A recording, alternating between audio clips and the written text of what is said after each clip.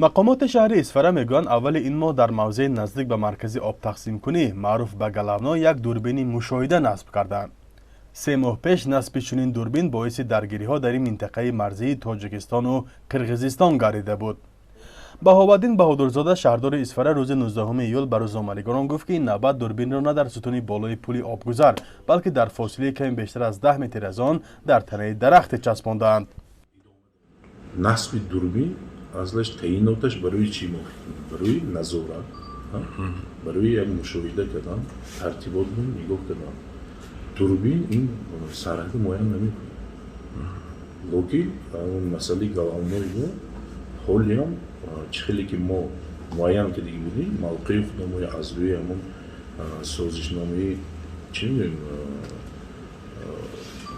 شرطی و پورگی از دو طرف ریایی شده ایستاده. روز 19 ایول وقتی به این منطقه برای نوارگیری رفتیم، نظامیان تاجیک با مسئله‌های امنیتی نگذاشتند جای نصب دوربین را به نوار بگیریم. ولی در عکس‌هایی که دسترس رادیو آزاده شد دیده می‌شود که کامera به یک درخت بید بسته شده است. مقامات تاجیکستان درباره در چه شرایط کامera را انتقال و نصب کردند قبلا معلومات نداده بودند. در حادثه سنگزنی روز 28 اپریل هم کامرای طرف قرقیزستان و هم کامرای تاجیکستان خراب شده بودند. چند پیش گروه از جوانان جماعت چارکوب با مراجعت به پرزیدنت تاجیکستان و مقامات امنیتی کشور از کوچانیدن دوربین مشاهدوی اظهار نگرانی کردند. این مراجعتنامه را همزمان به شهردار اسفره سپارده و در شبکه‌های اجتماعی نشر نمودند. آنها گفتند این عمل در نتیجه گفت و شنید دو طرف به میان آمده است. اینجا به طریق گفت و شنید کارهای فهمان داده شد که حدودی ما پره. حدودی ما و برای نظارت به بی‌خطری ما اون کامراهای نصب کرده میشه و کامراها به جای معین شده نصب کرده شده. ولی مسئولان آب تقسیم کنی جانب تاجیکستان میگن حالا برای نظارت معیار بیمانع به جانب آب انبار میروند و طبق نشانداد آب جاری شده ایستاده است. سیم دکا دشمن حق قرقیز 22 از دسته پرسه.